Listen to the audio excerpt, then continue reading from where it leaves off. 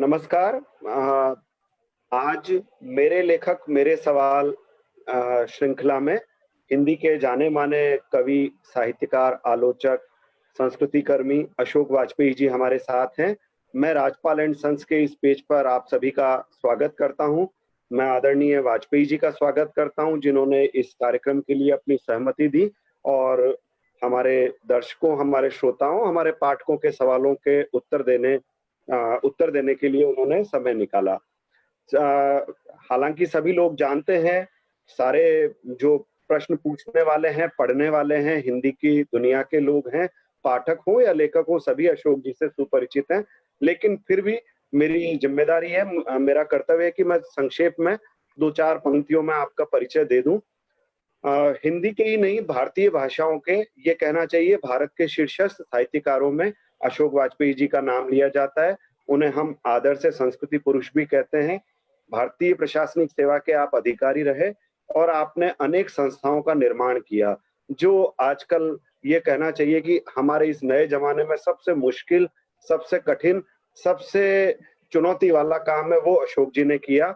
भारत भवन, महात्मा गांधी अंतर्राष्ट्रीय हिंदी विश्वविद्यालय और रजा फाउंडेशन जैसी बड़ी संस्थाओं को न केवल आपने बनाया, बल्कि वो आज तक काम कर रही हैं। आगे वो अपने निर्माण और अपनी स्थापना से आगे बढ़ चुकी हैं, लगातार सक्रिय हैं।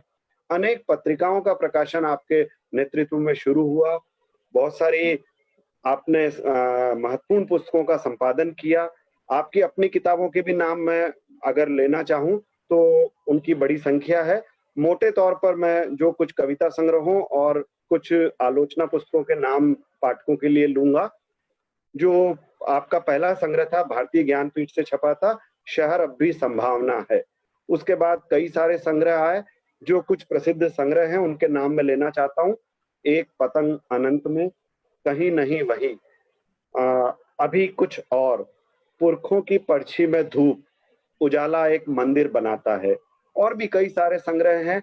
आपकी कविताओं के अनेक चयन भी आए हैं, प्रेम संबंधी कविताओं के, मृत्यु संबंधी कविताओं के, और भी कई सारे चयन और कई सारी दृष्टियों से आपकी कविताओं को पाठकों ने, आलोचकों ने देखा पढ़ा है। आलोचना के क्षेत्र में भी आपको अपने मौलिक योगदान के लिए जाना जाता है। फिलहाल कुछ पूर्वग्रह, कविता का गल्प, सीढ़ियां शुरू हो गई हैं। उनकी प्रतिनिधि आलोचना पुस्तकें हैं, जिनमें उनकी सजग दृष्टि, बौद्धिक उत्तेजना और मौलिक विवेचन को देखा जा सकता है। आपको अनेक महत्वपूर्ण पुरस्कारों से सम्मानित किया गया है। भारत सरकार के साहित्य अकादमी का पुरस्कार, कबीर सम्मान, भारत भारती सम्मान और बहुत सारे विदेशों के भी नामचीन या ये कहें कि प्रतिष्ठित सम्मान आपको मिले हैं। आपकी आत्मकथात्मक गद्य की पुस्तक पाव भर जीरे में ब्रह्मभोज को भी पाठकों ने पसंद किया है। और एक बात जिसका मैं खास तौर पर जिक्र करना चाहता हूँ, वो ये है कि जनसत्ता में और बाद में आजकल सत्याग्रह नाम की वेबसाइट पर आपका एक कॉलम लंबे समय से, मेरा ऐसा ख्याल है कि लगभग 20-25 सालों से वो चल रहा है, कभी कभार। आज ही सुबह हमने उसकी नई किस्त पढ़ी है। कभी कभार को हिंदी के सबसे चर्चित और लोकप्रिय स्तंभों में माना जाता है और इन दिनों वाजपेयी जी रजा फाउंडेशन के प्रबंध न्यासी के रूप में हिंदी में नए-नए, या ये कहना चाहिए विविध नवाचारों से हिंदी को, हमारी भाषा को, हमारे देश की समस्त भारतीय भाषाओं को संपन्न करने में, समृद्ध करने में सक्रिय हैं। तो मैं वाजपेयी जी का एक बार फिर से स्वागत करता हूँ और जो सवाल हमारे पाठकों ने वाजपेयी जी के लिए पूछे हैं, उनमें मैं शुरू करता हूँ। अनुमति दें तो मैं शुरू करूँ? हाँ, ज़रूर, ज़रूर, करिए। जी। नमस्कार। पहला जी, जी। बड़े रोचक और अच्छे सवाल आपके सामने आए हैं, आपके लिए आए हैं।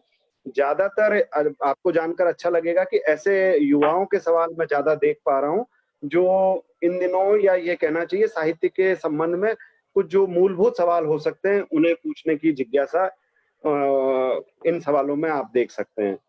पहला सवाल मैं प्रदीप पांडे जी का लूँगा। उन्होंने सवाल तो कुछ अलग पूछा है, लेकिन मैं उसको दोनों तरह से पूछना चाहूँगा, दोनों तरह से मेरा आशय है। उनका सवाल है, पहले मैं जस का तस रख देता हूँ, किसी कवि के कवि होने का निर्धारण कौन करता है आजकल?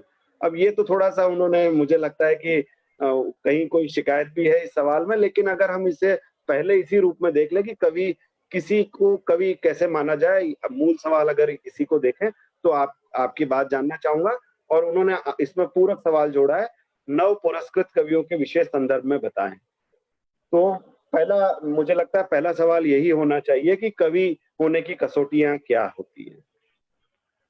देखिए, ऐसी कसौटी कोई सब लोग मानते हों, सब लोग बरतते हों, ऐसा तो है नहीं। ऐसे बहुत सारे लोग हुए हैं जिनको अपने समय में कवि नहीं माना गया, या कम से कम महत्वपूर्ण कवि नहीं माना गया, और बाद में उनका महत्व पहचाना गया।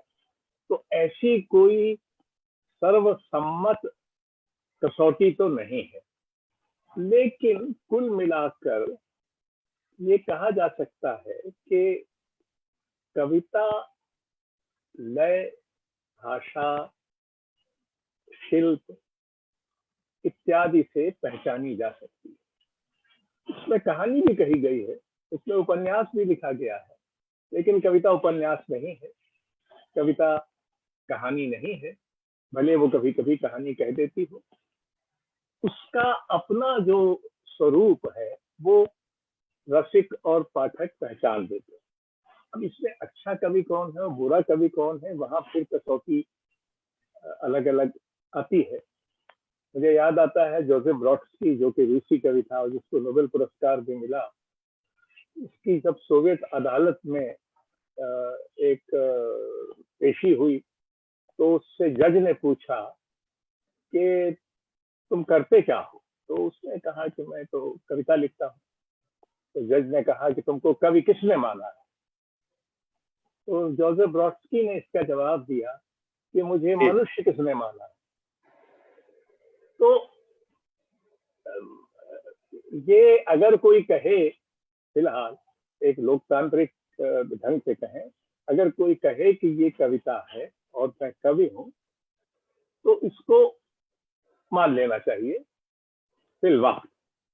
फिर आप इसकी पड़ताल करें कि वो कैसा कवि है भी नहीं है, और वगैरह वगैरह। क्योंकि आपको याद होगा कि बहुतों कविता की प्रशंसा कई बार इस तरह भी की जाती है कि वो गद्य क्या लिखते हैं, कविता लिखते हैं। जैसे निर्मल वर्मा के बारे में ये कहा जाता था, या कि कृष्णा सोपती के बारे में भी कभी कभी कहा जाता था कि अपने सघन क्षणों में गद्य भी कविता हो जाता है। यानी वो एक ऐसा सघन, उत्कट और सुशिल्पित लालित्य पैदा करता है कि कविता जैसा लगता है। ये लंबा सा गोल गोल सा उत्तर है, पर बहरहाल है। नहीं है, काम की बातें आ गई है इसमें। प्रदीप जी का ही एक और सवाल है, प्रदीप पांडे जी का, कि मिलता हुआ सवाल है। काफी बातें आपने कर दी हैं, लेकिन तब भी मैं पूछ लेता हूँ, आज के समय में अच्छी कविता की कसौटी क्या है? देखिए, कसौटी तो कविता की जो कम से कम मेरी है, उसके 7-8 तत्व हैं। यानी कविता सार्थक कैसे होगी और कहाँ कैसी होगी ये अलग बात है, लेकिन कल्पना, ये बहुत बार लोग भूल जाते हैं कि कविता 3 चीजों से बनती है: भाषा से, कल्पना से और यथार्थ से। अकेले भाषा से नहीं बन सकती अगर उसमें कल्पना ना हो, अकेले कल्पना से नहीं बन सकती अगर उसमें यथार्थ का संस्पर्श न हो। कविता लय होती है, वो लय जरूरी नहीं है कि छंद के रूप में दिखाई दे। बहुत सारे ऐसे कवि हैं जिनमें आप लय पहचान सकते हैं, छांदिकता भी संभवतः देख सकते हैं, लेकिन छंद में वो नहीं लिखते। फिर कविता एक सघन शिल्प और सुगठन की मांग करती है। कविता में शब्दों का चयन जो है वो बहुत महत्वपूर्ण है। वहां काम चलाऊपन से काम नहीं चलता और फालतू शब्दों से भी काम नहीं चलता। कविता में शब्दों का न तो अतिरेक हो सकता है और न संक्षेप हो सकता है। इसमें सटीक शब्द हो, पर्याप्त हो, उससे अधिक न हो। तो ये कई ऐसी, फिर दृष्टि, कविता में दृष्टि के 3 पक्ष हैं। एक पक्ष है उसकी नैतिकता, क्या वो जो चालू नैतिकता है, जो लोकप्रिय अपरीक्षित नैतिकता है, उसको स्वीकार करती है या क्या उससे विचलित होती है, उसको प्रश्नांकित करती है। दूसरी बात, हम ये अक्सर भूल जाते हैं कि कविता विचार भी करती है। ये विचार सिर्फ चिंतक ही नहीं करते। हमारे यहाँ ही आप उदाहरण लें तो निराला या अज्ञेय या मुक्तिबोध, ये सब कवि थे, लेकिन अपने अपने ढंग से विचार भी करते थे। जैनेन्द्र कुमार विचारक भी थे। तो विचार भी साहित्य करता है। बल्कि हमारी समस्या एक बड़ी ये है आलोचना की, कि हम कविता की आलोचना की वैचारिक सत्ता में भरोसा नहीं करते और उसकी पड़ताल नहीं करते। उसको किसी न किसी और विचार से, जो कविता के बाहर, साहित्य के बाहर से लाया गया है, उसको पैमाना बनाकर नापते हैं। ये मानने में हमको बड़ी हिचक है, खुदा जाने क्यों है, कि हम जब कविता लिखते हैं तो कविता विचार भी है, वो विचार भी करती है, अपने ढंग से करती है। वो राग सिक्त विचार है, वो सजीव विचार है, वो चिथड़ों और अंधेरे तहखानों से निकला और उनसे बना विचार है, लेकिन विचार है, क्योंकि वो जीवन को देखने की और उसका बखान करने की एक दृष्टि देता है। जी, गौरव सिंह ने भी इससे गौरव सिंह ने 3-4 सवाल पूछे हैं। उनके पहले सवाल का जवाब तो आपने प्रदीप पांडे जी के सवाल में ही दे दिया। उन्होंने भी पूछा था कि अच्छी कविता की कसौटी क्या है। दूसरा सवाल जो गौरव सिंह का है वो है, आप समकालीनता को कैसे व्याख्यायित करते हैं? असल में मैं इसमें एक बात अपनी तरफ से जोड़ देता हूँ। हमारे यहाँ जो रिसर्च होती है, क्षमा चाहता हूँ, मैं भी उसी पेशे से जुड़ा हुआ हूँ, अध्यापन के पेशे से। बड़ा इसको लेकर सब लोग मजाक भी बनाते हैं, हंसते भी हैं, लेकिन समकालीनता 1980 से 2020 तक या बड़ा अराजक मामला है। तो आप अध्यापन या यूं कहें कि आपने एकेडमिक्स को भी नजदीक से देखा है और साहित्य से तो आपका जुड़ाव हम सब लोग जानते ही हैं। समकालीनता को कैसे ठीक तरह से परिभाषित किया जाए, ये एक जरूरी सवाल तो है। देखिए, ये सवाल अव्वल तो अध्यापकीय सवाल, क्षमा करें कहने के, क्योंकि आपको काल विभाजन चाहिए और हमारे सबसे बड़े आचार्य रामचंद्र शुक्ल एक काल विभाजन कर गए हैं, तो उसके बाद फिर आधुनिक काल आया, तो आधुनिक से फिर आधुनिक के बाद क्या कहें। हम लोग एक जमाने में अपने को युवा कविता कहते थे इत्यादि।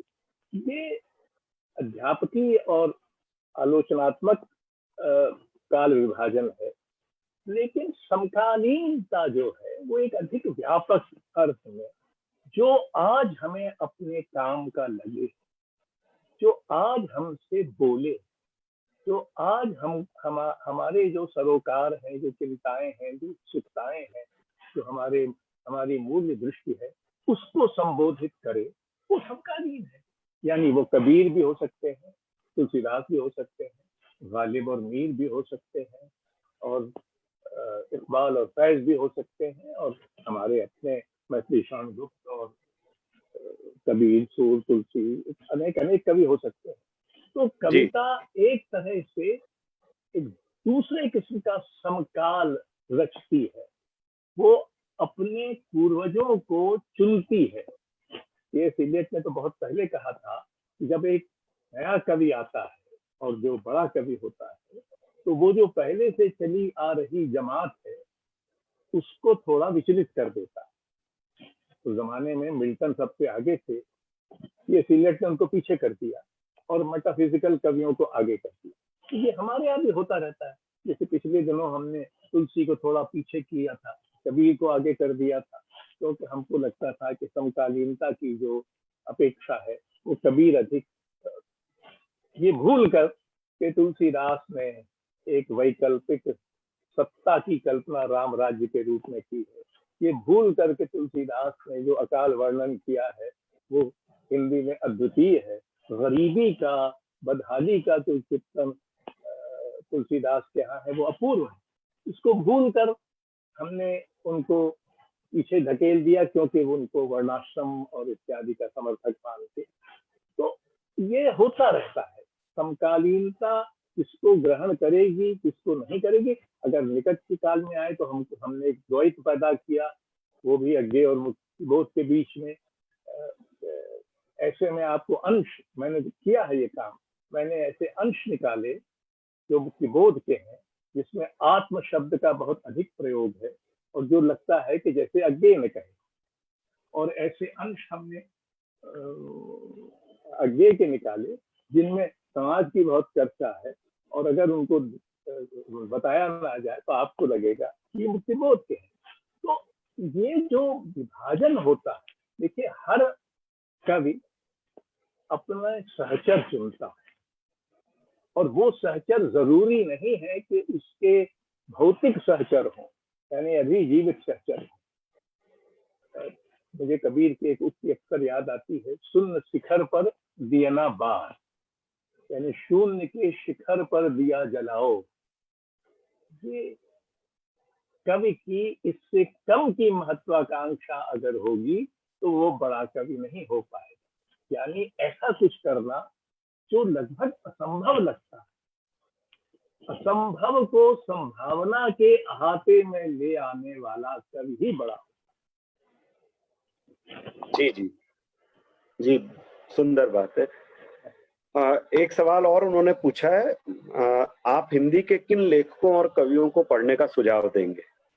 अरे तो बड़ी लंबी सूची होगी, और हाँ सुझाव देने का मतलब ये होगा कि कुछ नाम छूट जाएंगे, तो ये होगा कि, लेकिन मोटे तौर पर मैं कहूंगा कि हमारे नई पीढ़ी को, खासकर युवा पीढ़ी को, प्राचीन काव्य जरूर पढ़ना। जी जी जी।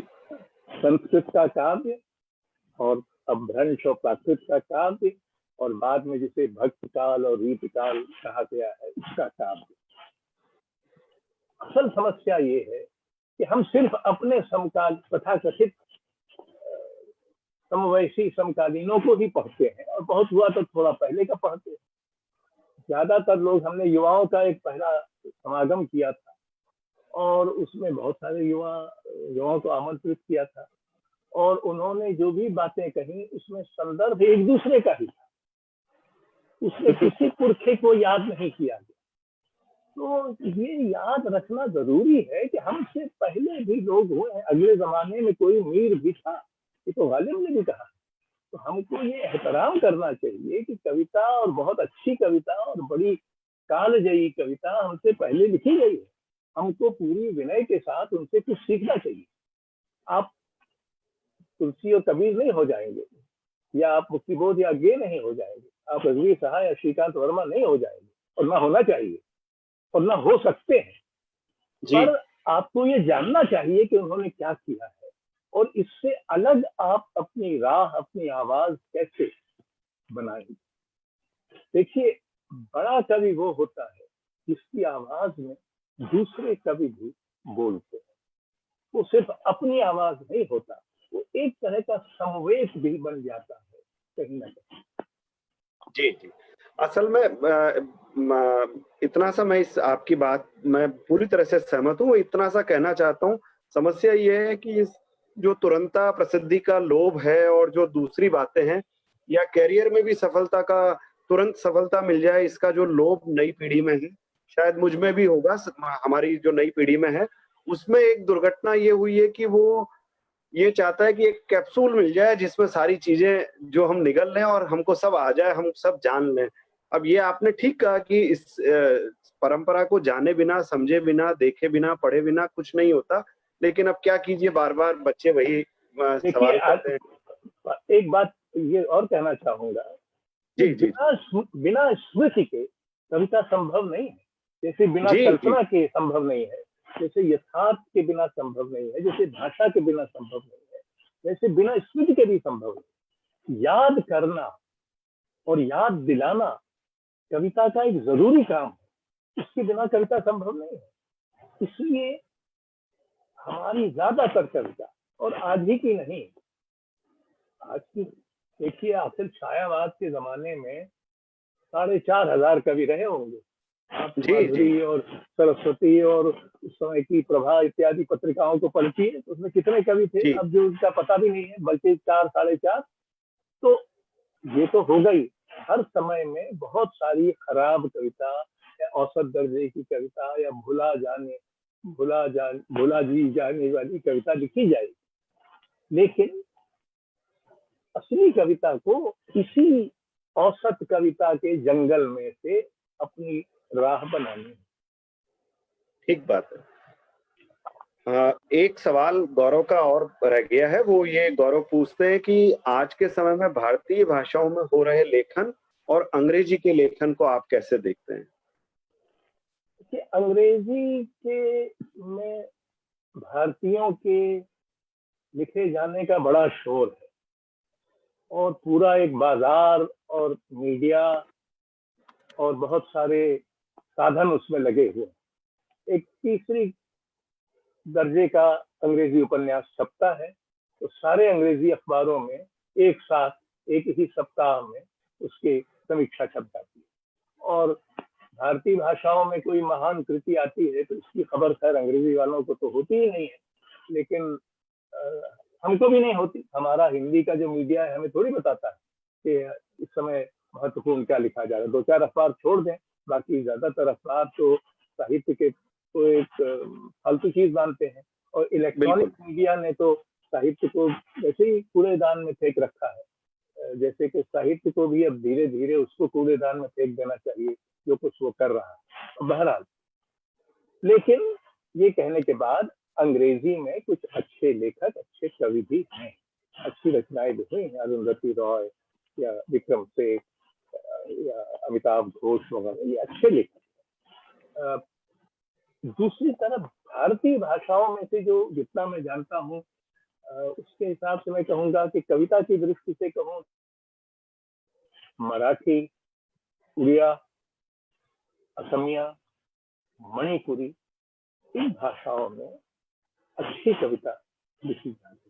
कई बार छोटी छोटी जो भाषाएं हैं, जैसे मणिपुरी एक छोटी भाषा है लेकिन वो बहुत अच्छी कविता है, और उसका अनुवाद भी हिंदी में सौभाग्य से काफी हुआ है। और कुछ भाषाओं में जिनमें पहले कविता की बड़ी परंपरा थी और बड़ा वैभव था, जैसे बांग्ला, वो मुझे लगता है उतार पर है। जैसे उर्दू, इसको मैं लगता है कि उर्दू में कोई बड़ी आवाज नहीं है, और अगर है भी तो शायद वो सरहद के पार है, हमारे यहाँ नहीं। इसके कारणों में जाना इस समय संभव नहीं। जी। विवेक मिश्र जी का एक सवाल है, रचना ही आलोचना है और अपने समय की और आने वाले समय की आहट भी देती है। इस मुद्दे पर कवि आलोचक क्या कहना चाहेंगे? फिर से दोहरा देता देखिए, हूँ, रचना ही हाँ हाँ, आलोचना है, अपने समझ गया। समय की और आने वाले समय की आहट भी देती है। देखिए, रचना आलोचना है, ये बात 19वीं सदी के अंत में सबसे पहले मैथ्यू आर्नल्ड ने कही। कहा था कि poetry is the criticism of life. तो उससे ये बात शुरू हुई कि रचना को ही आलोचना के रूप में देखना शुरू किया, यानी रचना में एक आलोचक वृत्ति भी होती है। इसका बहुत सीधा और बड़ा उदाहरण मुक्तिबोध की अंधेरे में कविता लिखी गई थी जब ना तो आपातकाल हुआ था और ना आज का काल था, लेकिन उसमें इन दोनों का पूर्वाभास। जी, आपातकाल के समय अंधेरे ने में एक अजब किस्म की और तीखी प्रासंगिकता पाई, और अब वही तीखी प्रासंगिकता वो फिर आ रही है, आजकल जो लोकतंत्र की कटौती हो रही है उस समय में।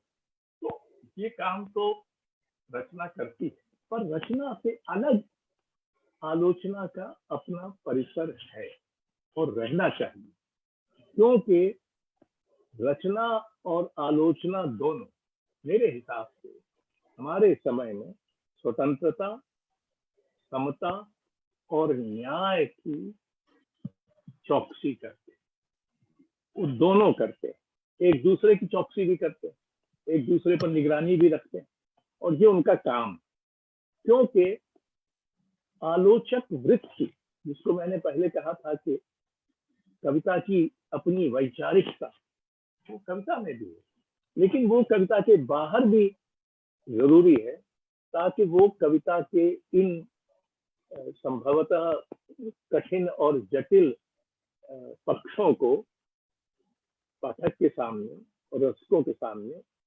उजागर कर सके, उसकी जांच परख कर सके, उसकी प्रासंगिकता और उसकी जीवंतता, उसकी मानवीयता की परख। जी, एक सवाल अभिषेक मिश्रा का है और अभिषेक मिश्रा ने ये पूछा है कि 100 साल पहले लिखी हुई रचना अगर आज भी अगर प्रासंगिक है तो इसे रचनाकार की दूरदर्शिता समझी जानी चाहिए या समाज की जड़ता? दोनों नहीं। इसलिए कि हर समय अपने लिए कुछ ना कुछ प्रासंगिक खोजता रहता है। जो उस समय लिखा जा रहा है, उस समय में लिखा जा रहा है, वो जरूरी नहीं है कि सबका सब प्रासंगिक हो। बहुत सारा जो कवि सम्मेलनों इत्यादि में कविता पढ़ी जाती है, जो बड़ी लोकप्रिय कविता है, वो जरूरी नहीं है कि हमारे समाज के लिए प्रासंगिक हो। उसका मनोरंजन कर सकती है, लेकिन वो प्रश्नवाचक कविता नहीं है, वो सवाल नहीं पूछती। जिसकी बड़ी परंपरा हिंदी में कबीर से लेकर चली आई, एक बात। दूसरी बात ये कि 100 साल पहले अगर किसी 100 साल पे आप जाइए कालिदास तक, वैदिक काव्य तक जाइए, तो ऐसे तमाम प्रश्न वहां पूछे जा चुके हैं, मनुष्य के अस्तित्व के, मानवीय स्थिति के, इसकी सार्थकता के, समय के, काल बोध के, जो कि आज हम नए ढंग से सोच रहे हैं, लेकिन वो हमारे लिए जरूरी है कि हम उन प्रश्नों को भी जानें। इसलिए ये मानना कि समाज जड़ है, या कि दूसरी तरफ ये मानना कि वो दूरदर्शी था। हर अच्छी रचना अंततः दूरदर्शी ही होती है। हर अच्छी रचना अपने अतीत को भी सहेजती है, अपने वर्तमान को खंगालती है और भविष्य की ओर देखती है। जी, ये जानबूझकर भी ना करती हो, फिर भी उसमें ये अंतर्भूत है, क्योंकि ये तो हमने अतीत, वर्तमान और भविष्य का विभाजन कर रखा है। समय तो एक सतत प्रवाह है, उसमें जो बीत गया, जो बीत रहा है और जो आगे बीतेगा, इसका इतना सीधा सीधा बंटवारा नहीं है। वो तो हमने अपनी सुविधा के लिए, समझने के लिए किया है, ठीक किया है, लेकिन हमको ये नहीं भूलना चाहिए कि एक निरंतरता है। इसलिए कबीर आज भी हमारे समकालीन है, तुलसीदास आज भी हमसे बोलते हैं, सूरदास अब भी हम पढ़ सकते हैं, या गालिब और मीर पढ़ रहा। जी। एक और सवाल है अभिषेक का कि एक नया कवि कविता लिखना चाहता है तो उससे किन-किन बातों का विशेष ध्यान रखना चाहिए?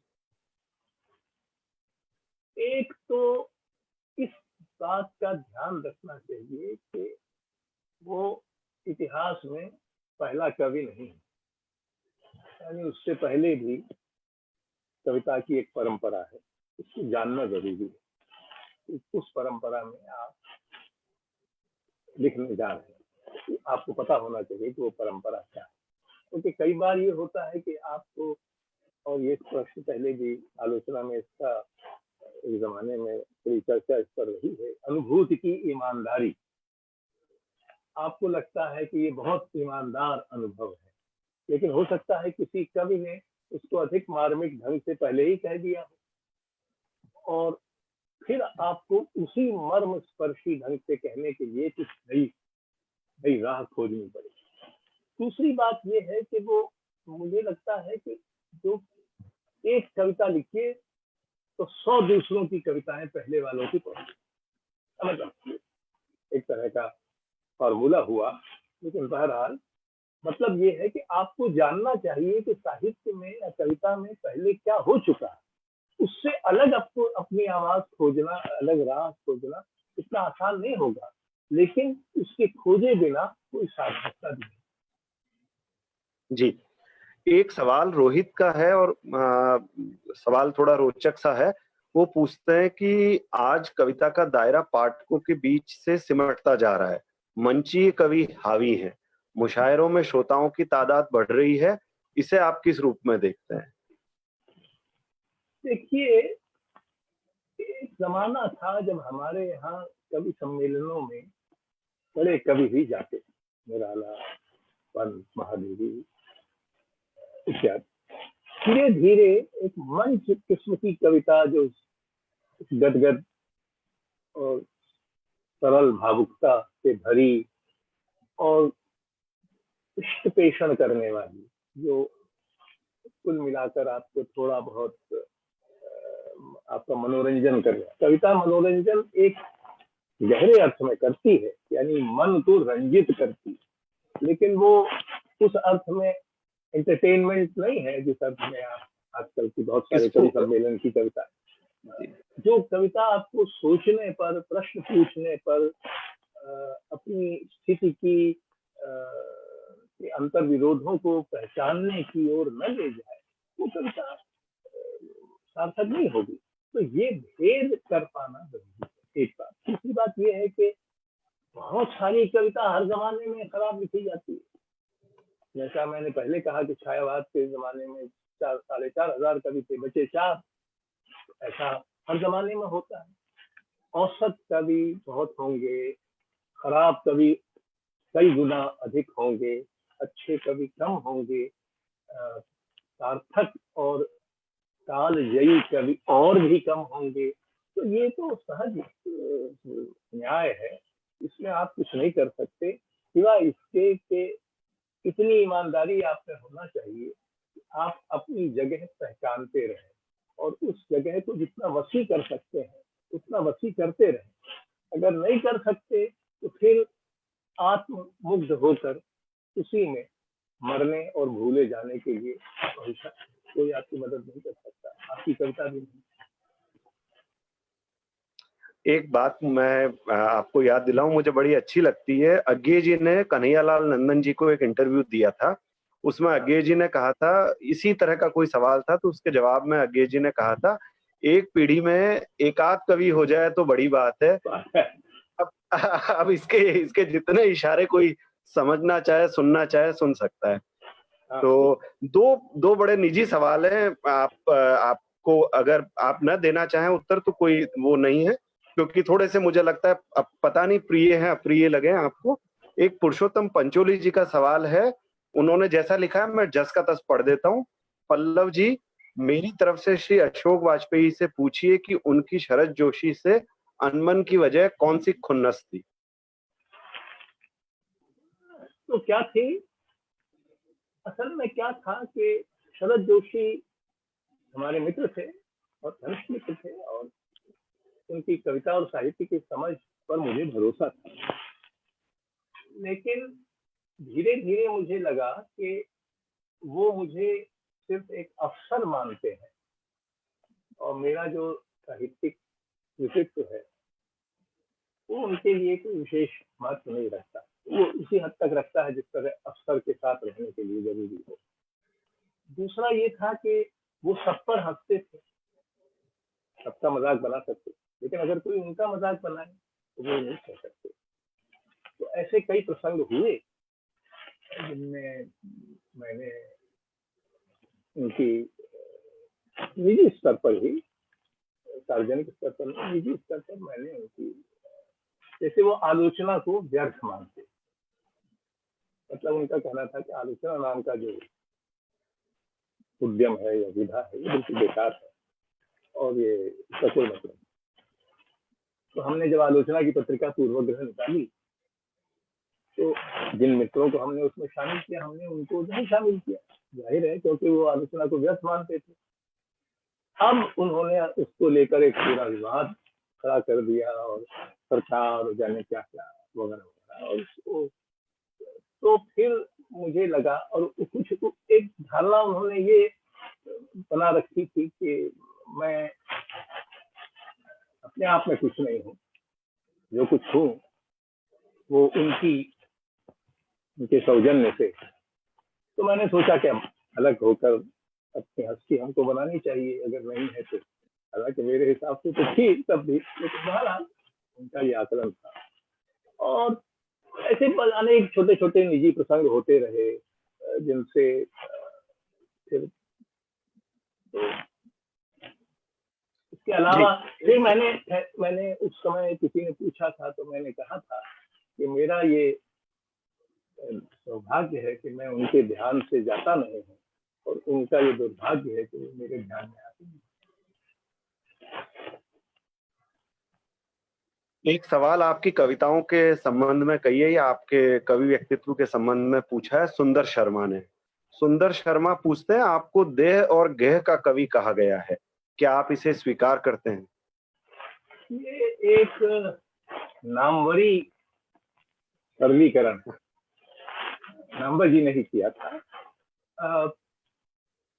अव्वल तो देह और गेह का कवि होना कोई मेरे हिसाब से खराब बात नहीं है।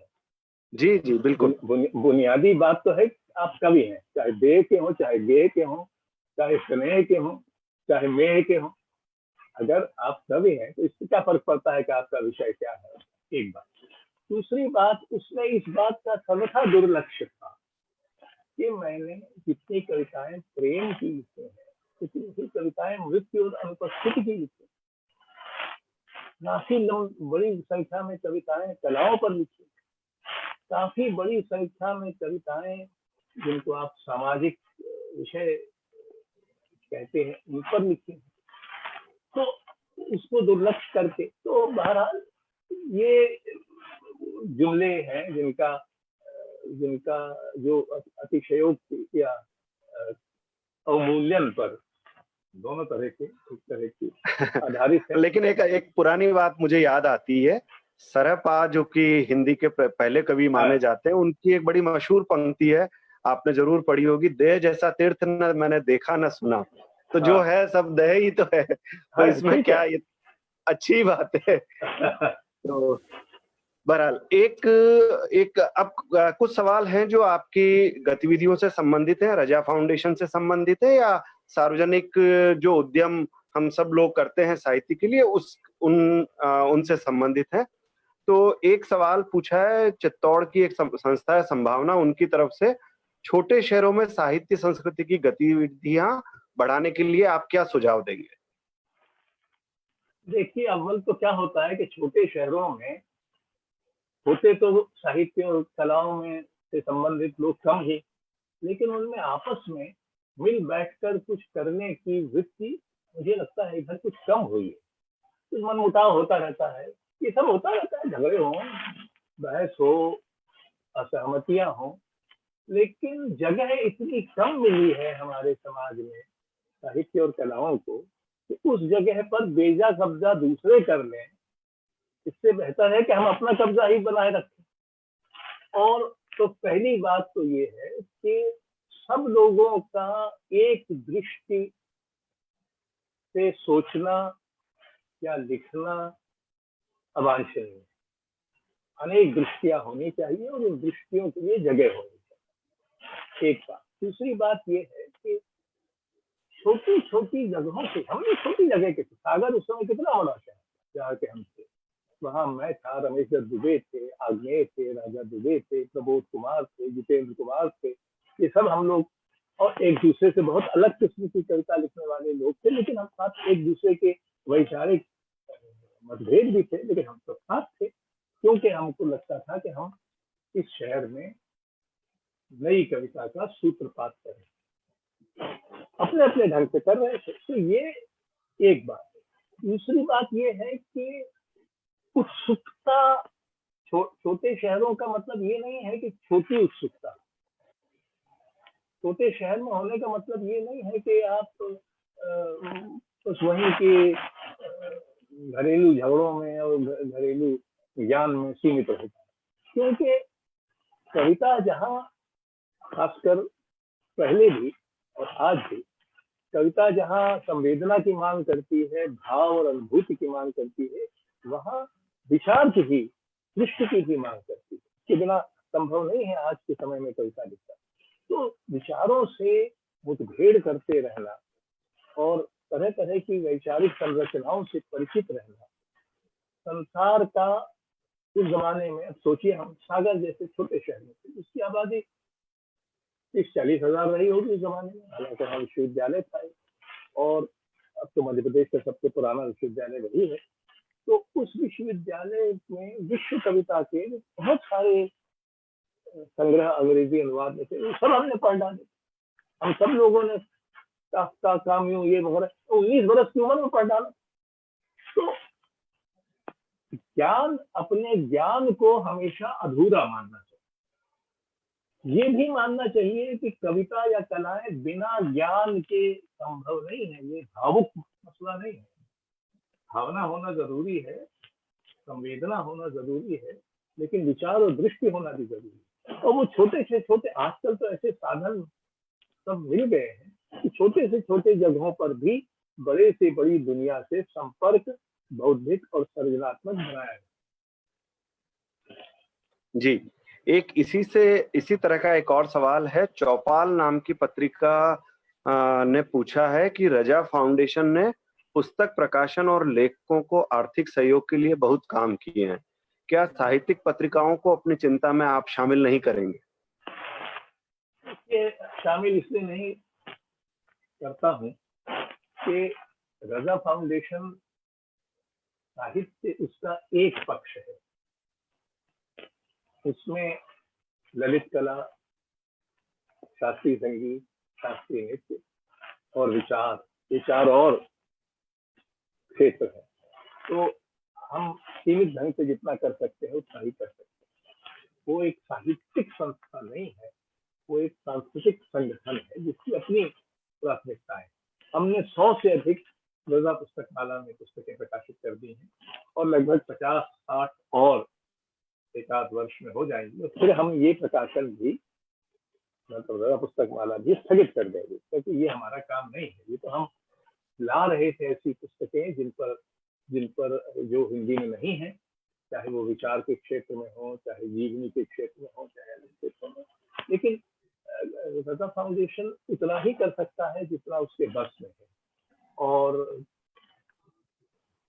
हमने जब मध्य प्रदेश में थे एक योजना बनवाई थी, जो वहाँ की साहित्य परिषद में भी चलती होगी मुझे पता नहीं, कि छोटी पत्रिकाओं को 2 चीजें, एक सरकार का हर अंक के लिए एक, उस जमाने में 500 रुपए इतने कम नहीं होते थे, 500 रुपए का विज्ञापन दिया जाए, और दूसरा ये कि पारिश्रमिक के लिए हर पत्रिका को हम अनुदान देंगे कि लेखकों को पारिश्रमिक दे सके। अब भी चल रही होंगी शायद, मुझे पता नहीं। जामिया में अध्यापक हैं गणपत तेली, उनका एक सवाल है। आप एक केंद्रीय विश्वविद्यालय के कुलपति रहे हैं, आज लगभग 1.5 दशक बाद आप भारत के विश्वविद्यालयों की बेहतरी के लिए क्या सुझाव देंगे, खासकर कला और साहित्य के संदर्भ में? देखिए, हमारे विश्वविद्यालयों में धीरे धीरे, केवल हमारे विश्वविद्यालयों की जो हालत बन गई है उसमें धीरे धीरे हम ज्ञान और असहमति का अनादर करने लगे,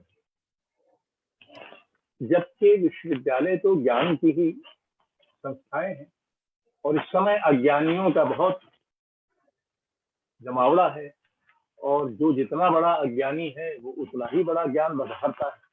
और इतनी बड़ी विश्वविद्यालयों की और महाविद्यालयों की अध्यापक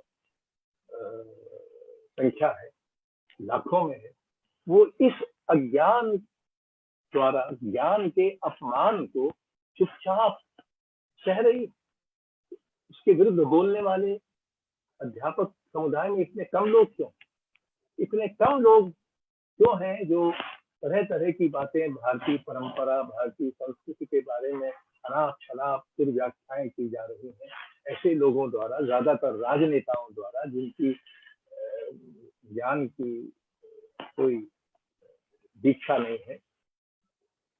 तो सबसे पहले तो इन विभाग, और इन, मैं इसलिए ये कह रहा हूँ कि ज्यादातर विभाग, खासकर साहित्य के और हिंदी साहित्य के विभाग, जमाने से सत्ता की चापलूसी से भी भाग रहे हैं।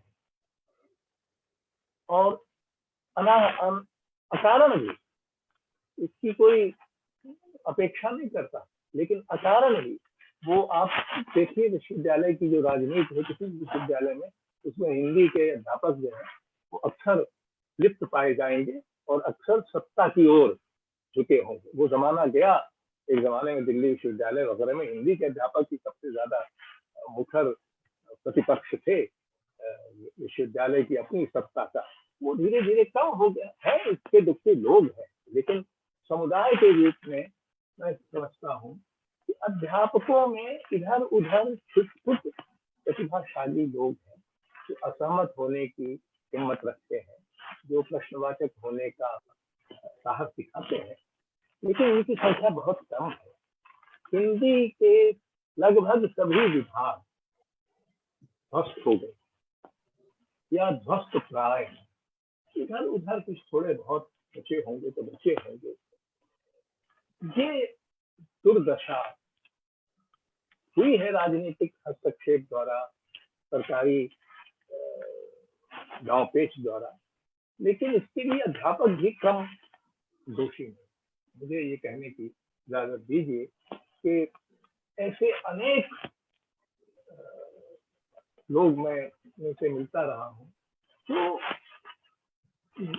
मौका मिलते ही चापलूसी शुरू कर।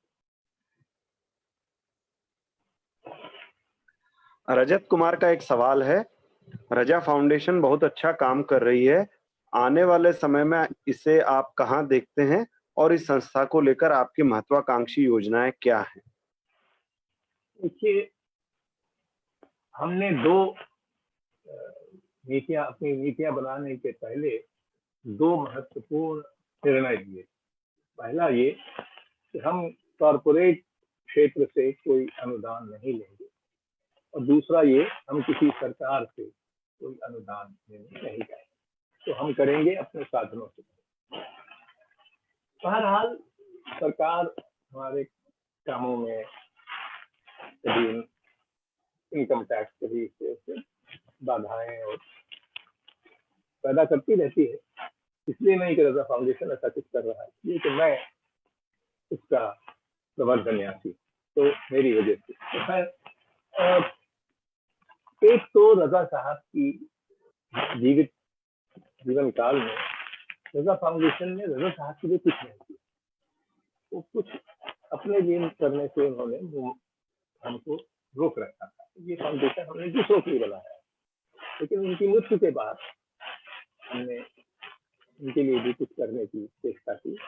और मसलन मंडला जो उनका घरू जिला है, जहाँ वो यहाँ के एक गांव में वनग्राम में उनका जन्म हुआ था, उस समय वो नरसिंहपुर और मंडले मिले थे, और जहाँ उनकी आरंभिक शिक्षा इत्यादि हुई, वहाँ हमने उनको पुनर्जीवित, उनकी स्मृति को पुनर्जीवित करने के वहीं उनका अंतिम संस्कार जो पिता कब्र के बगल में ही किया गया। तो वहाँ हमने कुछ प्रयत्न किया है। अब 2022 में उनकी जन्म शताब्दी होगी, जो बड़े पैमाने पर हम मना रहे हैं, जो इस अर्थ में मना रहे हैं कि हम रजा साहब के जो समकालीन और मित्र थे, जैसे मकबूल हुदा हुसैन, अकबर पदमसी, कृष्ण खन्ना, राम कुमार, तैयब मेहता, वासुदेव गायतोंडे, बाल छाबड़ा, इन पर केंद्रित एक आयोजन भी करेंगे उनकी जन्म शताब्दी के अवसर पर। उनकी एक बड़ी प्रदर्शनी पेरिस के सेंटर दे पॉम्पिडू में होने की बात है अगले वर्ष। और बहुत सारी ऐसी चीजें करने का इरादा है जिसमें कलालोचन, संगीत और नृत्य के बारे में जो आलोचना की स्थिति है उसको थोड़ा बेहतर बनाने की कोशिश की जाए। योजनाएं तो अपार हैं, कभी किसी ने मुझ पर छोटा मोटा सपना देखने का आरोप नहीं लगाया। जी, आनंद कृष्ण भोपाल से कोई एक सज्जन है, उन्होंने उनका सवाल पढ़ता हूं मैं। उन्होंने लिखा है, आदरणीय अशोक जी, मैं आनंद कृष्ण भोपाल से आपसे बहुत सी बातों पर चर्चा करना चाहता हूं, पर आज केवल 2 बिंदुओं पर आपके विचार जानना चाहूँगा। पहली बात तो यह है कि आप जितने महत्वपूर्ण कवि आलोचक हैं, उतने ही महत्वपूर्ण संस्कृति कर्मी हैं। आपकी बहुत सारी सांस्कृतिक उपलब्धियों में से एक, भारत भवन में जब भी मैं जाता हूँ, तब आपकी गहन, सुचिंतित और सामर्थ्यपूर्ण संस्कृति धर्मिता के दर्शन होते हैं। वर्तमान सांस्कृतिक परिदृश्य की मुख्य चिंताएँ क्या होना चाहिए? इन चिंताओं में आप अपने आप को कहाँ देखते हैं? और आज के सांस्कृतिक परिदृश्य पर आप क्या कहना चाहेंगे? दूसरा सवाल बाद में लेता हूँ। देखिए, भारत भवन जब बना था तो उसका जो बुनियादी स्वप्न था तो सिर्फ मैंने नहीं देखा था, तो जगदीश स्वामीनाथन जो बड़े चित्रकार थे और बाबा चारण जो बड़े रंग, हमने मिलकर देखा कि हम समकालीनता की जो बहुत ही सीमित परिभाषा है उससे अलग कुछ करेंगे, उससे आगे जाकर कुछ करेंगे। हमने आदिवासी लोक और तथाकथित शहराती कलाओं को एक साथ किया था शूरपंखर में। सारंग जी ने अपने रंगमंडल में बुंदेलखंडी, मालवी, छत्तीसगढ़ी में अनेक नाटक, पहली बार संभवतः इन भाषाओं में संपूर्ण आधुनिक नाटक खेले गए। तो ये सब वहां हुआ था। धीरे धीरे तरह तरह के हस्तक्षेप, और हमारा सौभाग्य ये था कि उस समय का राजनीतिक नेतृत्व बिना किसी हस्तक्षेप के हमको पूरी स्वतंत्रता दिए हुए था कि हम जो करना चाहें वो कर सकते। अब ऐसा संभव नहीं रहा है, बल्कि आप हिंदी प्रदेश पर नजर डालें तो पाएंगे कि एक जमाने में जिन संस्थाओं ने महत्वपूर्ण काम किया था, उत्तर प्रदेश हिंदी संस्थान, या कि बिहार राष्ट्रभाषा परिषद, या कि हिंदी साहित्य सम्मेलन इत्यादि, वो सब धीरे धीरे नष्ट हो गए। मीडियोकर और आज्ञाकारी और पालतू लोग बैठा दिए गए और एक मीडियोक्रिटी को बढ़ा दिया। तो एक बड़ी भारी समस्या हिंदी अंचल की है। मैंने एक बार किसी ने कहा था कि भारत भवन के साथ जो हुआ के बारे में आप क्या कहना चाहिए? मैंने कहा कि भारत भवन हिंदी प्रदेश में ही बन सकता था, क्योंकि हिंदी में ही वो समावेशिता है कि वो सब भाषाओं को स्वीकार करती बिना किसी संकोच के। लेकिन वो हिंदी में चल नहीं सकता, क्योंकि चल गया एक दशक ये बहुत है, क्योंकि हिंदी में संस्था निर्माण का कोई हक नहीं है, उसमें उत्तराधिकार को सुनिश्चित करने की कोई परंपरा नहीं है, हिंदी में अपने लेखकों का सम्मान करने की भी कोई आदत नहीं पड़ी। भूल जाइए वो जमाना जिस प्रेमचंद और देवेंद्र कुमार तक संभवतः चला। बाकी आज के जो हिंदी प्रदेश की राजनीति है वो कुल मिलाकर इसमें हिंदी साहित्य या हिंदी भाषा के लिए कोई जगह नहीं, मतलब उसकी कोई चिंता भी नहीं। और दूसरी तरफ हिंदी के नाम पर बहुत सारे अखंड हैं, जैसे विश्व हिंदी सम्मेलन इत्यादि, जो कि एक आपको व्यर्थ का छद्म पैदा करता है कि जैसे आप विश्व भाषा परिवार में कोई हैसियत रखते हैं। वो हैसियत है नहीं, क्योंकि धीरे धीरे हिंदी के विभाग कम हो रहे हैं जहाँ तक मिल जाता है विदेशों में। अगर है भी तो वो इसलिए है कि भारत में व्यापार करने में हिंदी का उपयोग संभवतः मददगार है। तो इसलिए दूसरा सवाल आनंद जी जी जो दृश्य है हिंदी का सांस्कृतिक परिदृश्य, वो बहुत उदास करने वाला। मैं आपको एक छोटा सा उदाहरण देता हूँ। शास्त्रीय संगीत से, हिंदुस्तानी शास्त्रीय संगीत से सभी बड़े घराने, बल्कि सभी घराने एक आध दो को छोड़कर हिंदी भाषी प्रदेश में ही हुए। ग्वालियर, जयपुर, आगरा, किराना, पटियाला, दरभंगा इत्यादि। और इनमें से एक भी घराना किसी सजीव जन धर्मी रूप में इन शहरों में नहीं है।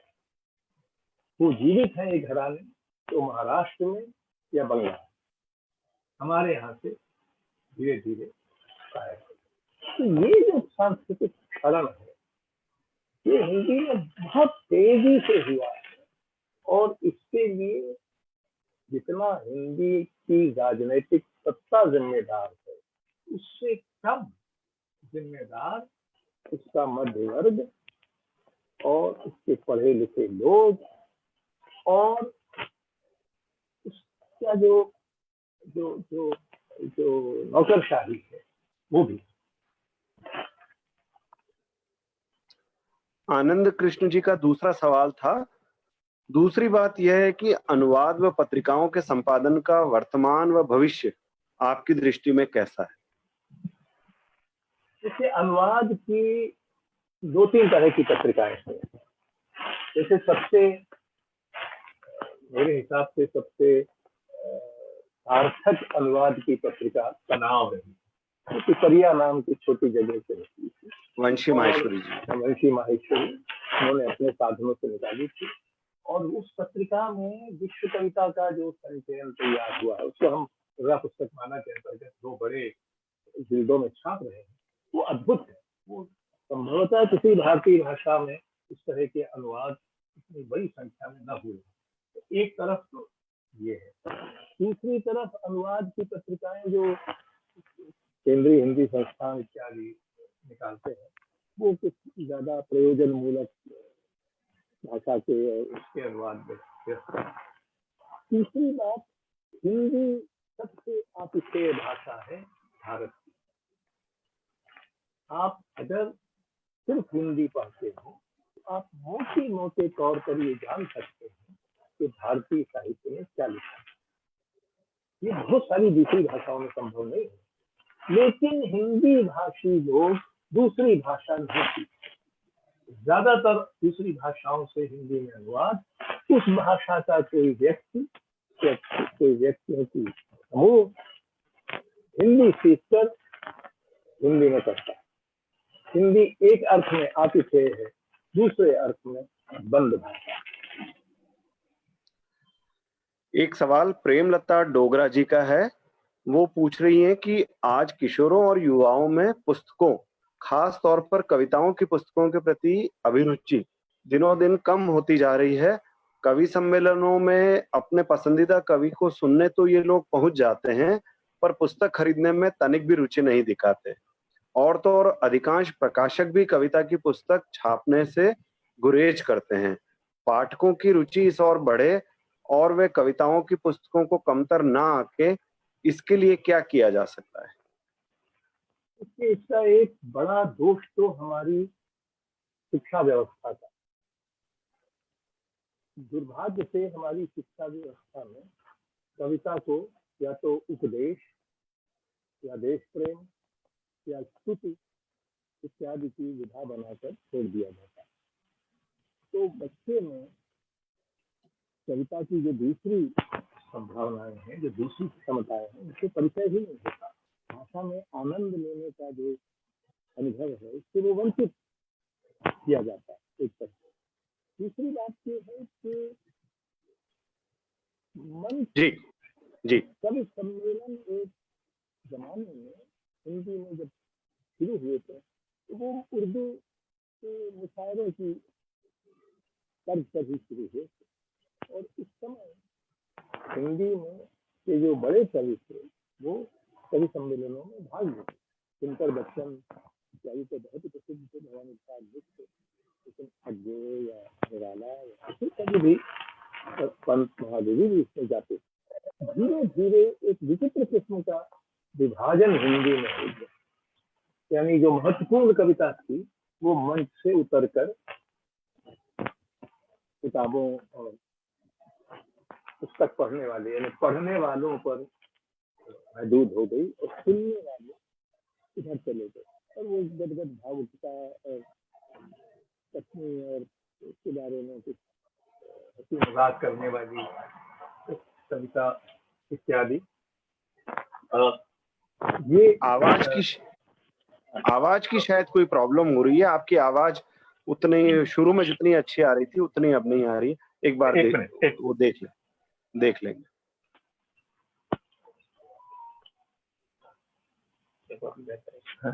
बोला हेलो आप?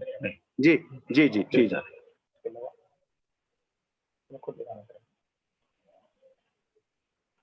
आवाज इसको बहुत आएगा।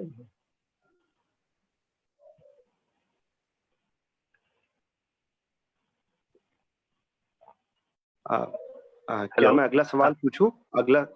हाँ पूछिए।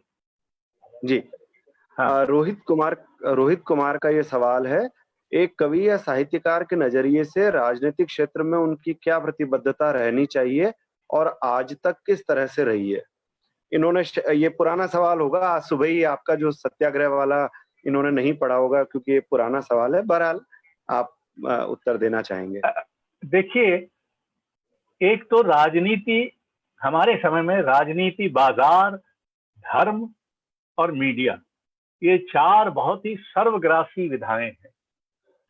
ये हर जगह घुसपैठ कर रही हैं। तो साहित्य और कविता में भी घुसपैठ राजनीति की है। तो थोड़ी बहुत घुसपैठ अगर राजनीति में साहित्य करे या कविता करे तो क्या बुरा है? एक तो तर्क ये दिया जा सकता है। लेकिन दूसरी तरफ अगर हम थोड़ा व्यापक दृष्टि से परिभाषित करें राजनीति को, तो हमारी आज की राजनीति ज्यादातर राज से आक्रांत है, नीति से नहीं।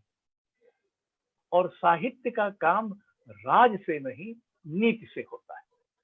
यानी साहित्य अपनी नैतिक सत्ता स्थापित करता है, वो राज सत्ता नहीं स्थापित करता।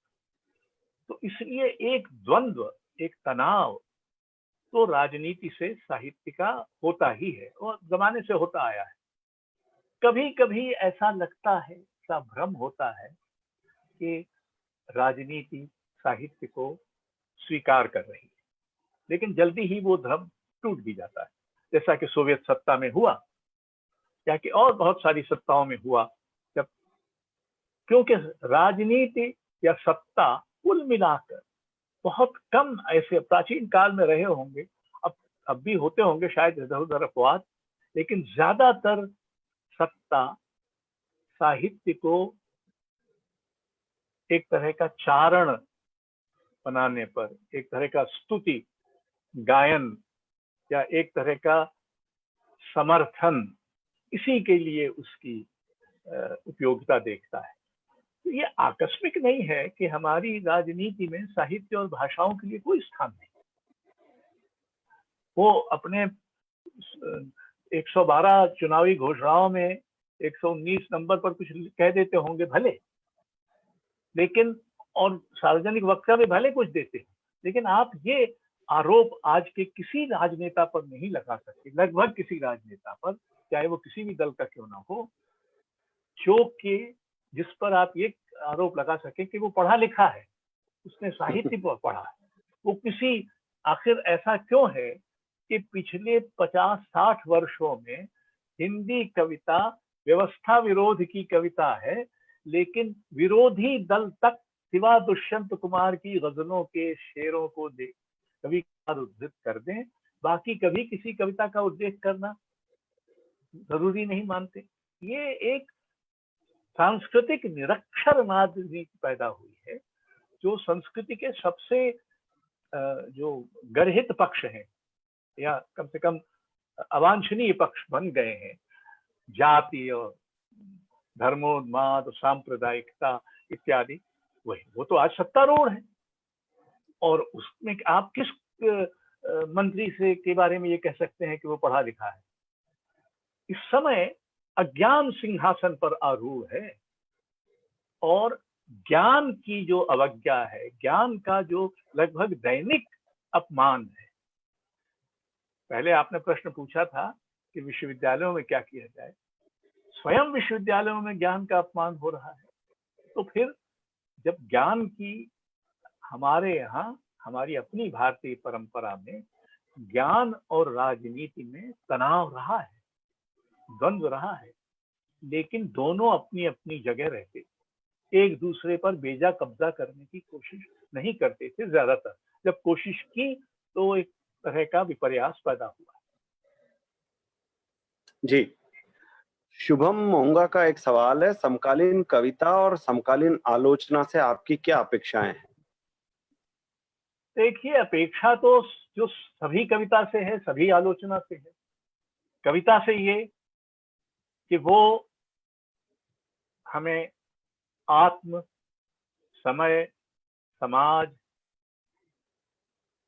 आदि की कुछ खबर दे। आजकल समाज की और दूसरे चीजों की खबर तो देने वाले बहुत खबरची पैदा हो गए हैं, बड़े साधन हैं। तो जो आत्म है, इसकी खबर कौन देगा? इसकी खबर बहुत कम हमको मिलती है, इतनी कि हम भूल ही जाते हैं कि हमारा एक आत्म भी। एक तो कविता से ये अपेक्षा है। इसका भी एक प्रश्न किसी ने पूछा था जो मेरे पास आया था कि स्वानुभूति और सहानुभूति। तो मैं कहूंगा कि कविता का काम स्वानुभूति को सहानुभूति में बदलना है और सहानुभूति को स्वानुभूति में बदलना है। उसके लिए दोनों जरूरी। आप याद करें मुक्तिबोध को या अज्ञेय को, जो दोनों ये मानते थे कि हमको आत्म चाहिए यानी अभ्यंतर चाहिए, लेकिन हमको एक बाह्य भी चाहिए यानी समाज भी चाहिए। और इन दोनों के बीच जो रिश्ता है वो इतना सीधा सपाट नहीं होता। वो द्वंद्व है, उसमें तनाव है, उसमें संवाद है, उसमें सहकार है, ये कई चीजें हैं। हर बार ऐसा बहुत सारा साहित्य है जो समाज के विरुद्ध खड़ा साहित्य होता है। बल्कि मुझे अगर आप थोड़ी गर्वोक्ति करने की इजाजत दें तो मैं कहूंगा कि हिंदी साहित्य इस समय, हिंदी का अच्छा साहित्य, महत्वपूर्ण साहित्य, मूल्यवान साहित्य, हिंदी राजनीति का सबसे बड़ा प्रतिपक्ष है। बाकी जो प्रतिपक्ष है वो तो समझौता करता रहता है, इधर से उधर होता रहता है, लेकिन राजनीति पर मूल्यों का दबाव बनाने वाला जो काम कर रहा है वो साहित्य ही कर रहा है, वो मीडिया नहीं कर रहा है। भले उसको अपनी सफलता पर कितना ही नाज क्यों न हो और बाजार नहीं कर पा रहा है, भले वो हर चीज को खरीदने पर उतारू हो, लेकिन जो काम प्रश्न पूछने का और स्वतंत्रता, समता और न्याय की चौकसी करने का, उन पर प्रतिबद्धता, उन पर क्या हो रहा है, उनमें क्या कटौती हो रही है, इस पर नजरसानी करने का काम साहित्य ही कर रहा है और कलाएं भी कर रही है, सिर्फ साहित्य। जी। बिल्कुल आपने ठीक याद किया। ये सवाल किसी एक मित्र ने पूछा था, आपने ले लिया इसे। शिवम राय का एक सवाल है, कोरोना और लॉकडाउन साहित्य और कला को कैसे प्रभावित करेगा? देखिए, साहित्य अभी तक और कलाएं भी लगाव और समूहन, संग साथ, इस पर आधारित रहे। सबसे बड़ा संकट तो नृत्य और संगीत और रंगमंच को होगा, क्योंकि वो उन्हें तो दर्शकों की, श्रोताओं की सजीव उपस्थिति चाहिए, सिर्फ इसलिए नहीं कि उनको ये बराबर लगता रहे कि हमको कोई देख सुन रहा है, बल्कि इसलिए कि उनकी प्रतिक्रियाओं से उनकी रचना प्रक्रिया में परिवर्तन आता है। ये कलाएं इस तरह से प्रतिकृत होती हैं श्रोताओं की दृश्य या दर्शकों की दृश्य प्रतिक्रिया, जो हाव भाव जो उनके चेहरे पर आते हैं। अब अगर ये नहीं होगा और सब लोग इस तरह के जिस माध्यम में हम बात कर रहे हैं उस माध्यम पर आ जाएंगे, तो ये जो संपर्क है, सजीव संपर्क है, ये बहुत बाधित होगा। तो साहित्य पर संकट थोड़ा कम होगा, क्योंकि पुस्तकें तो फिर भी आप एकांत में पढ़ सकते हैं और पुस्तकों का रूप कोई ना कोई हो सकता है। तो ये अभी संकट कहना मुश्किल है। दूसरी तरफ हमको दो बातें इस कोरोना से समझ में आनी चाहिए। एक, कि हमारे जीवन में दूसरों की कितनी भूमिका है। हम विवश होकर आत्मनिर्भर हो गए विचित्र ढंग से। सब कुछ, क्योंकि अब वो जो हमारी मदद करने वाले दूसरे थे वो हमारे पास आ नहीं सकते। तो दूसरों के बिना हम हो नहीं सकते, हम कुछ कारगर कर नहीं सकते, दूसरे जरूरी है आत्म के लिए। ये सामाजिकता का एक नया रूप हमारे सामने आएगा। और दूसरी बात कि जिस एकांत से हम बहुत भागते रहे हैं, से चिढ़ते रहे हैं, इस एकांत को खासकर मध्य वर्ग और पढ़े लिखे धनाढ़ चिकने चिपड़े लोग अकेले पढ़ने से घबराते रहे हैं और उसको तरह तरह के रेडियो चला के और संगीत चला के और टेलीविजन चला के उससे भक्त, ये एकांत से घबराना शायद कुछ कम होगा। तो एकांत में विवश होंगे लोग तो शायद साहित्य और कलाओं की कुछ भूमिका बढ़े। हो सकता है ये सिर्फ एक दुराशा मात्र हो, पर उम्मीद तो करनी चाहिए कि ऐसा हो। अब भौतिक अलगाव से साहित्य और कलाओं के बुनियादी मानवीय लगाव को कैसे बचाया जाए, कैसे उसको व्यक्त और चरितार्थ किया जाए, एक बड़ी चुनौती हुई। तो अब देखिए क्या होता है। जी जी, एक सवाल है अभिषेक गुप्ता का। अभिषेक जी ने पूछा है कि बढ़ती खेमेबंदी ने साहित्य को बहुत नुकसान पहुंचाया है। साहित्यकारों के समूह विचारधारा के स्तर पर विपरीत ध्रुवों पर खड़े दिखाई देते हैं। वैचारिक प्रतिबद्धता के आग्रह ने सृजनात्मक विवेक और साहित्य के प्रति जवाबदेही को कम किया है। साहित्य की प्राथमिकताओं को एक बार पुनः स्पष्ट करने और सामाजिक साहित्यिक समाज में समन्वय पैदा करने की आप कितनी आवश्यकता महसूस करते हैं? देखिए, आपका जो विश्लेषण है उससे मैं सहमत हूँ। उन्होंने जो कहा जी, कि अभिषेक बहुत गुप्ता। नुकसान हुआ, हाँ अभिषेक जी ने, बहुत नुकसान हुआ, ये सही है। लेकिन कुछ बहसें भी हुई हैं उसी बहाने, जो कि मेरा ख्याल है कि जरूरी बहसें थी। जैसे सामाजिक यथार्थ या सामाजिकता और साहित्य का संबंध। दूसरी तरफ कुछ लोग हैं जो भारतीयता के दरोगा बने हुए हैं कि भारतीयता क्या है, क्या है, क्या नहीं है। तो वो लोग भी ये भारतीयता, इन पर जो बहस हुई है वो उपयोगी है। इसलिए पूरी तरह से ये नहीं कहा जा सकता कि इसने अहित ही किया है, लेकिन बहिष्कार और इन लेखकों को न पढ़ो, ये पुस्तकें न पढ़ो, इत्यादि इत्यादि कई तरह के सरलीकरण, कई तरह के सामान्यीकरण व्यर्थ के किए गए हैं, वो सब।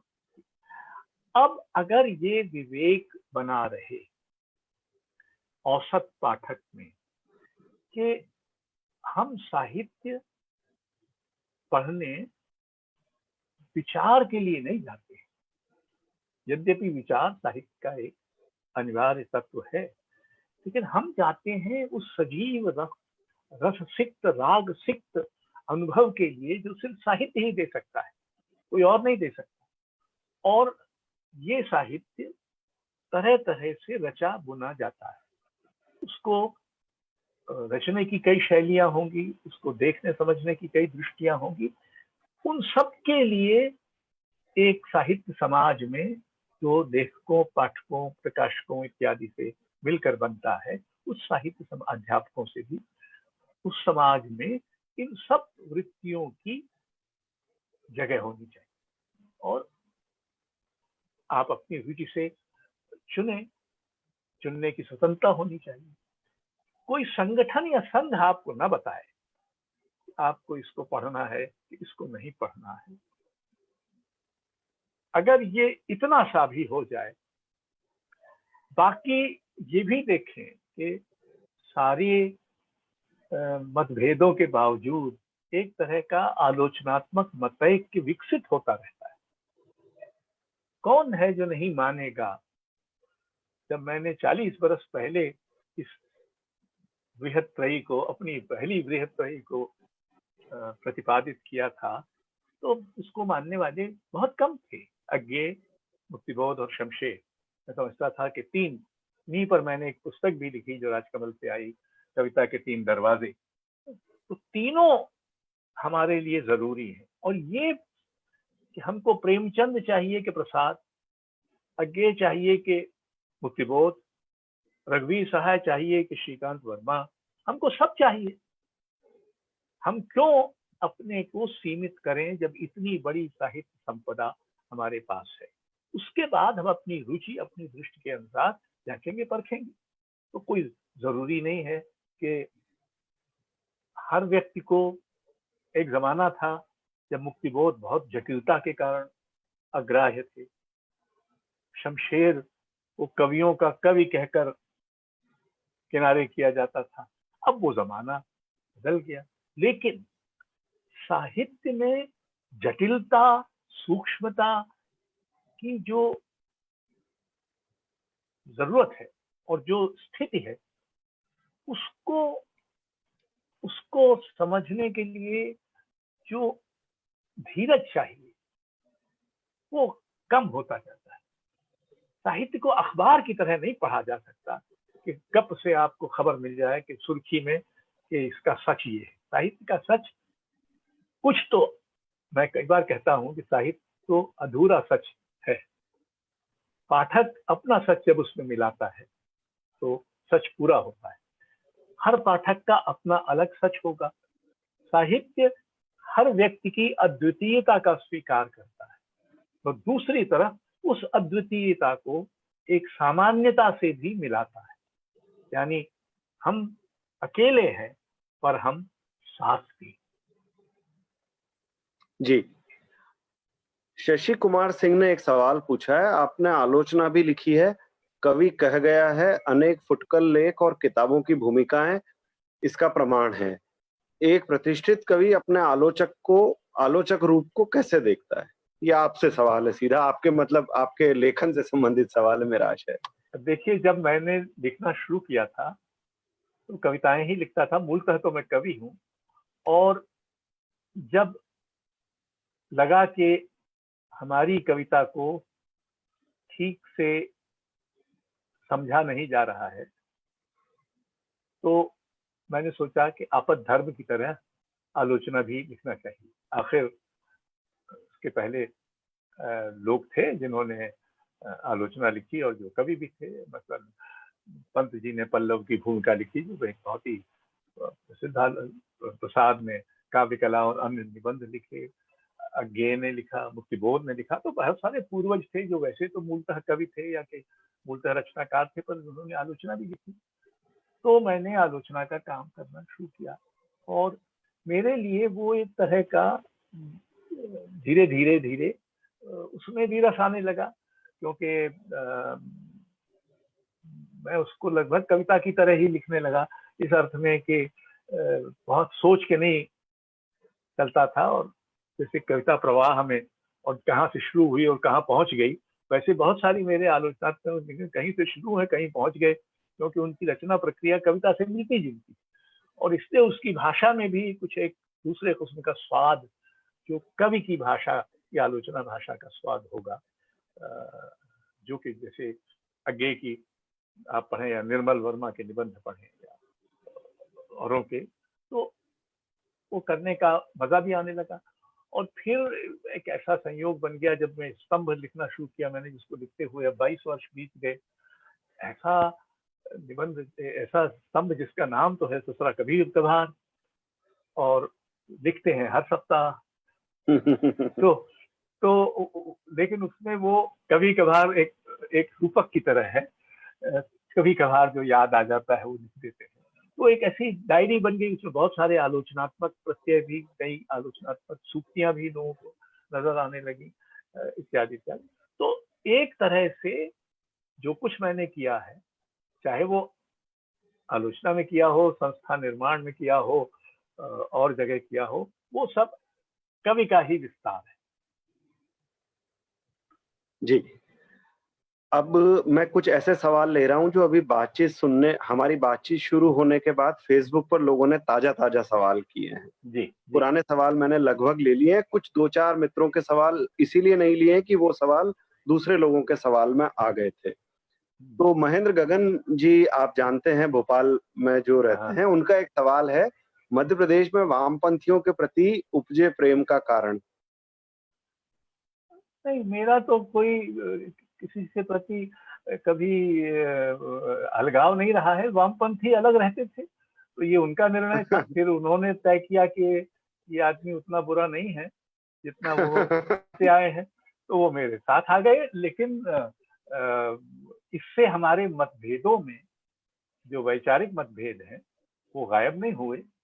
लेकिन ये समझने की बात है, और शायद कुछ वामपंथी लेखकों को ये समझ में आ रहा है कि इस समय हमारा बुनियादी राजनैतिक और नैतिक और बौद्धिक कर्तव्य स्वतंत्रता, समता और न्याय के मूल्यों की रक्षा करना है।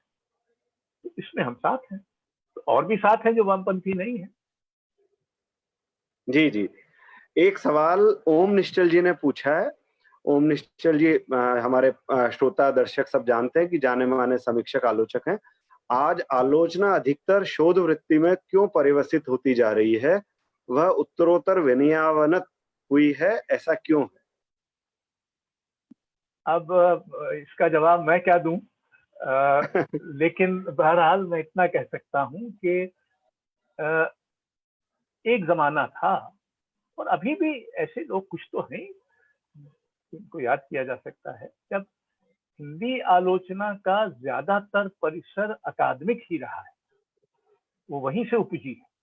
तो रामचंद्र शुक्ल से लेकर आप इसको एक सिर्फ वो मिश्र बंधु थे, तो वो क्या आलोचक थे, कितने थे खुदा जाने। लेकिन रामचंद्र शुक्ल से लेकर अभी तक की जो आलोचना है उसका मुख्य परिसर तो अकादमिक जगत ही रहा है। इसलिए और वहां से कई नामी गिरामी आलोचक हुए हैं, तो ऐसा नहीं है। उनका आलोचना वृत्ति मात्र इस समय शिथिल पड़ी, क्योंकि व्यापक राजनीतिक माहौल में प्रश्नवाचकता की कमी है। सवाल पूछने की हिम्मत करने वाले लोग कम होते जाते हैं। जो करते हैं बेचारे वो उसका फिर फल भुगत रहे हैं। तो ऐसे में आलोचना एक साहसिक काम है। दूसरी बात यह है कि युवा पीढ़ी में दुर्भाग्य से आलोचना वृत्ति कुछ कम है। आत्मालोचन भी कम है, आत्मरति कुछ अधिक है। थोड़ी बहुत आत्मरति हर युवा में होगी, नया नया आता है तो आत्मरति बुरी नहीं है, लेकिन आत्मालोचन भी होना चाहिए। ये आत्मालोचन और आत्मवृत्ति, आत्मरति, ये दोनों का एक एक समायोजन होना चाहिए युवाओं में। वो मुझे लगता है कम है। प्रश्न पूछना, अपने सच पर संदेह करना, ये अपने सच को वेद्य मानना, ये कम होता जाता है, और ये दुर्भाग्य की बात। तब क्यों होता है, मैं कहेगा। नीरज कुमार ने 2 निजी सवाल पूछे हैं आपसे। पहला तो है, विचारधारा के स्तर पर आप अपने आप को किस व्यक्तित्व के सबसे करीब पाते हैं? और दूसरा है, समस्त हिंदी काव्य परंपरा में आपका कोई एक प्रिय कवि? एक प्रिय कवि मेरा कोई नहीं है, मेरे कई प्रिय जी, जी। कवि हैं। मैं तो जी। एक में विश्वास ही नहीं करता हूँ। मेरे हिसाब से मैं तो बहुलता का कुख्यात पक्षधर रहा हूँ, इसलिए मैं कहूंगा कि मुझे कबीर भी पसंद है, तुलसीदास भी पसंद है, सूरदास भी पसंद है, और ज्ञानानंद और देव भी पसंद है। तो एक एक की बात क्यों की जाए, मुझे समझ में नहीं आता कि क्यों ऐसा बार बार कहा जाता है कि एक, जब हमारे पास चुनने के लिए, अरे चोरी करने गए हो तो क्या, अगर रत्न मंजूषा है तो उसमें अनेक रत्न होंगे, तो 10-12 रत्न तो ले आओ, तो चोरी काहे करने गए? नहीं तो हर, और हमारी मंजूषा तो जब इतनी विशद और समृद्ध है तो उसमें चुराने को बहुत है, इसलिए क्यों एक एक। दूसरा क्या सवाल था? मैं पहले दूसरे सवाल का विचारधारा के स्तर पर आप किस व्यक्तित्व के अपने आप को सबसे करीब पाते हैं?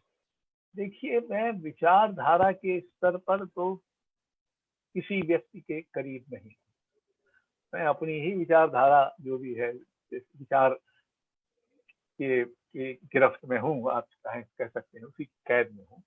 मैं समझता हूँ कि, लेकिन मुझे वैचारिक स्तर पर एक दूसरे से विरोधी माने जाने वाले लोगों के बीच भी सहज अनुभव होता है। मस्तनज्ञ और मुक्तिबोध, ये दोनों हमारी हिंदी आलोचना ने इनको एक द्वैत के रूप में विकसित किया है और एक दूसरे के विरुद्ध माना है।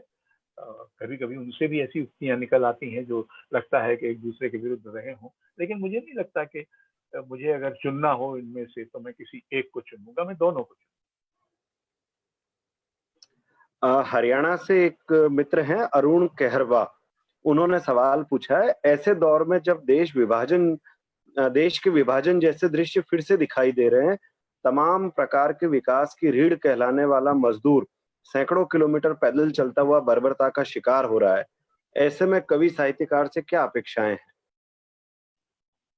देखिए, 3-4 अपेक्षाएं। पहली, हमारा बहुत सा मीडिया जो कि गोदी मीडिया हो गया है, इस भयानक यंत्रणा को जितना दिखाना चाहिए, जितना उसको कवर करना चाहिए, उतना नहीं कर रहा है। तो इसकी कुछ क्षतिपूर्ति हम अपनी गवाही दर्ज करके दे सकते हैं। हम अपनी गवाही तो साहित्य में ही दर्ज करेंगे, जाहिर है।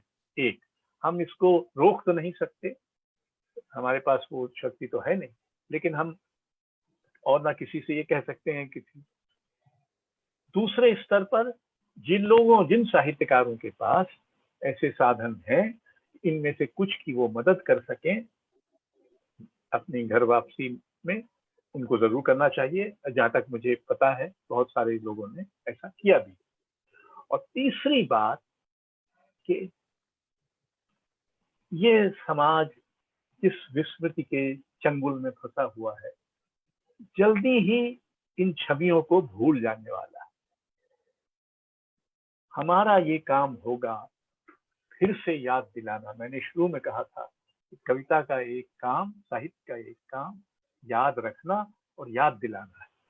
वो याद दिलाने का काम हम बाद में भी करते रहें, ताकि ये जो भीषण ट्रेजेडी है, जो एक भयानक स्वतंत्रता के बाद इतना बड़ा मानवीय यंत्रणा का परिसर बन गया है, इसके हम गवाह थे और हम उन शक्तियों के विरुद्ध थे जिन्होंने, उन सत्ताओं के विरुद्ध थे जिन्होंने ऐसी निर्ममता, ऐसी हृदयहीनता, ऐसी संवेदनहीनता दिखाई, और साधन होते हुए भी इन निस्सहाय लोगों की मदद करने में कोताही या देरी या बाधा डाली।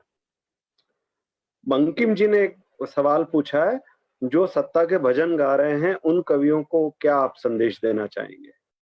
मैं ऐसे किसी कवि का जानता नहीं हूँ जो सत्ता के भजन गा रहा हो, कोई कायदे का कवि।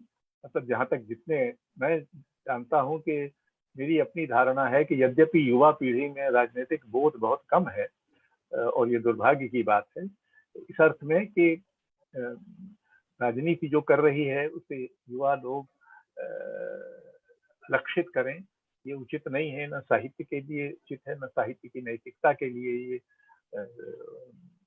वांछनीय है। पर मैं ऐसे किसी महत्वपूर्ण कवि को तो नहीं जानता जो सत्ता की स्तुति कर रहा हो। बाकी इतिहास का कूड़ेदान काफी बड़ा होता है, तो इसकी चिंता करने की जरूरत नहीं है।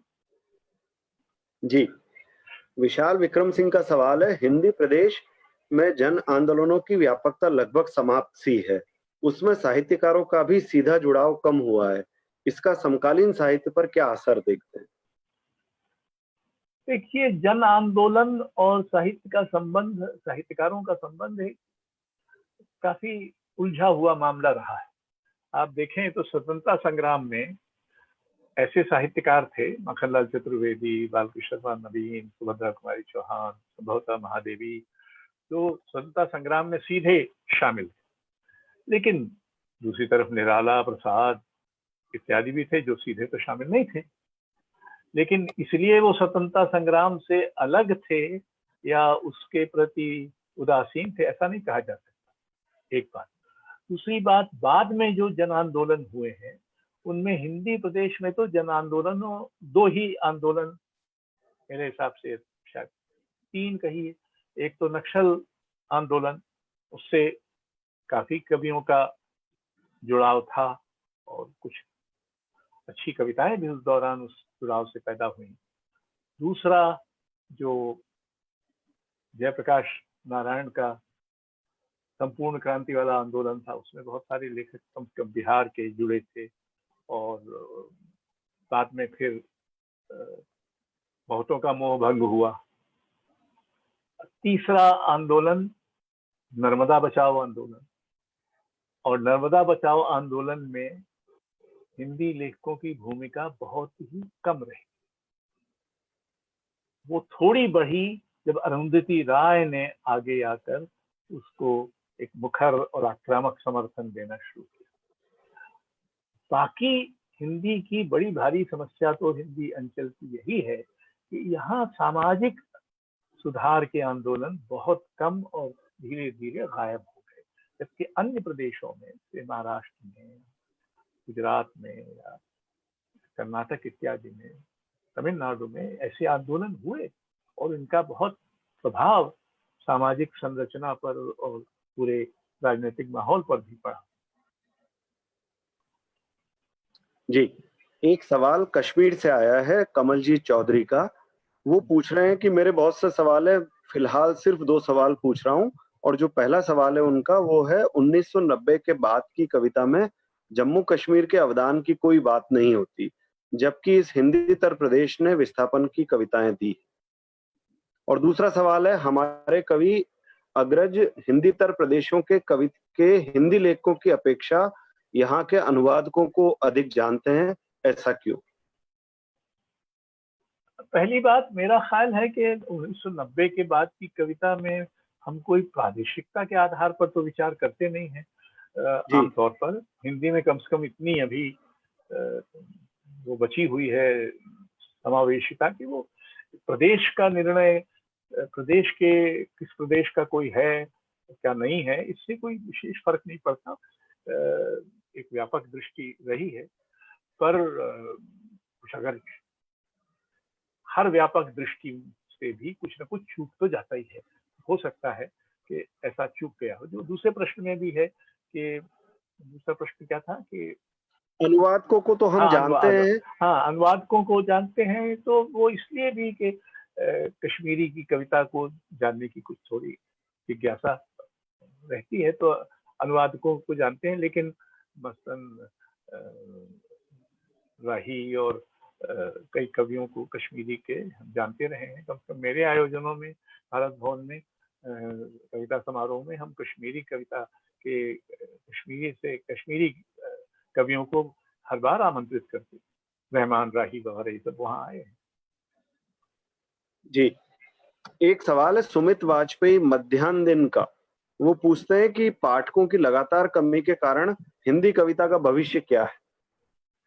देखिए, पाठकों की कमी भी एक टीशे है, क्योंकि आप देखें कि अनेक प्रकाशन है, राजपाल, राजकमल, वाणी, बोधि, सेतु, भारतीय ज्ञानपीठ, इन्होंने बहुत कविता संग्रह छापे, तो ये कोई धर्मार्थ तो कर नहीं रहे होंगे, कुछ ना कुछ तो पाठक होंगे ही, इसलिए। और मुझे कम से कम सेतु प्रकाशन के जो है अमिताभ राय, उन्होंने बताया कि कहाँ गए थे, रायपुर या कहाँ, किसी पुस्तक मेले में गए थे, तो उनकी पुस्तकों में सबसे अधिक पुस्तकें जो थी वो कविता की बिकी और कहानी की बहुत कम बिकी। तो एक पाठक कम हो रहे, हमेशा पाठक कम ही होते हैं। मतलब मुझे याद आता है, पाकिस्तानी पेशावर से शायर आए थे लाहौर में एक बार, हम और कुंवर नारायण नामवर सिंह वगैरह साथ, तो वो कहते थे हम थोड़े थोड़े हैं, हम कम कम होते हैं। तो ये पाठक थोड़े थोड़े हैं, कम कम ही होते हैं, और इसके पीछे बहुत बड़ी जिम्मेदारी है हमारी शिक्षा व्यवस्था की, जो कविता में आनंद लेने में दीक्षित नहीं करती बच्चों। अगर बच्चों को कविता में उपदेश देने के बजाय देश प्रेम करो, ये करो, वो करो, अगर उनको इस तरह की जकड़बंदी में हिंदी कविता को पढ़ने की लिए प्रेरित न किया जाए और उनको भाषा का आनंद लेने दिया जाए, तो ये पाठक अब वैसे भी एक जमाने में बहुत सारे साधन नहीं थे, अखबार ही इतने नहीं थे, टेलीविजन चैनल इतने नहीं थे, तो अब उनसे बहुत समय और संभवतः आनंद लोगों को मिलता है। मैं तो खैर टेलीविजन देखता नहीं, 6 बरस से मैंने देख रही हूँ, तो अपना अपना। जी। मेरा ख्याल है कि लगभग ज़्यादातर सवाल मैंने ले लिए हैं। कोई ऐसे कुछ सवाल ज़रूर मैंने छोड़ दिए हैं जो जिनको मुझे लगता है कि जो दूसरे सवालों में आ चुके हैं। मैं उनको रिपीट नहीं करना चाहता था। बस अब आखिर में यही कहना चाहता हूँ कि इस पूरी बातचीत के दौरान जो सवाल आपके सामने आए, जो चिंताएँ आपके पाठकों ने, आपके श्रोताओं ने, दर्शकों ने रखी, उनके साथ और उनके अलावा भी आप अपनी तरफ से कुछ कहना चाहते हैं तो अंत में ज़रूर कहें। नहीं, मैं तो इतना ही कहना चाहूँगा कि मैं इन पाठकों का बहुत आभारी हूँ। उन्होंने अच्छे और विचारोत्तेजक प्रश्न पूछे और मुझे भी कुछ अंदाज हुआ कि लोग कैसे साहित्य को समझ रहे हैं अपने-अपने ढंग से। उनमें बहुत सारे प्रश्न ऐसे भी हैं जो एक रिवायती तौर पर जो चले आ रहे हैं साहित्य के बारे में, जिस पाठकों की संख्या कम हो रही है, तो आखिर इस तरह के जो उनसे अलग कुछ अगर जिज्ञासा होती है तो अच्छी ही लगती है और उससे हम लोगों का भी, जो हम लेखक हैं, हमको भी कुछ नया सोचने और कुछ नए नए ढंग से चीज़ों को समझने का उत्साह होता है। अ, इतना इतनी इतने सारे प्रश्न पूछे जा सकते हैं एक कवि आलोचक से, इसके लिए मैं बहुत सबका बहुत आभारी हूँ और राजपाल इंसान का भी और आपका भी कि आपने ये अवसर मुझे दिया। धन्यवाद।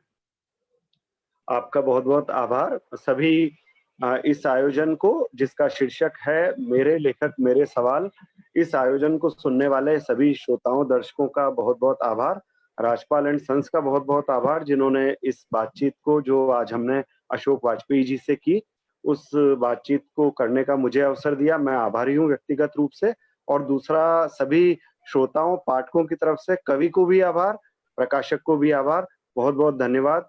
मेरा विश्वास है कि ये श्रृंखला लगातार चलती रहेगी और हम इस श्रृंखला में नए-नए लेखकों से या ये कहें कि और लेखकों से लगातार मिलते रहेंगे, बात करते रहेंगे। आप सभी का बहुत-बहुत आभार। धन्यवाद।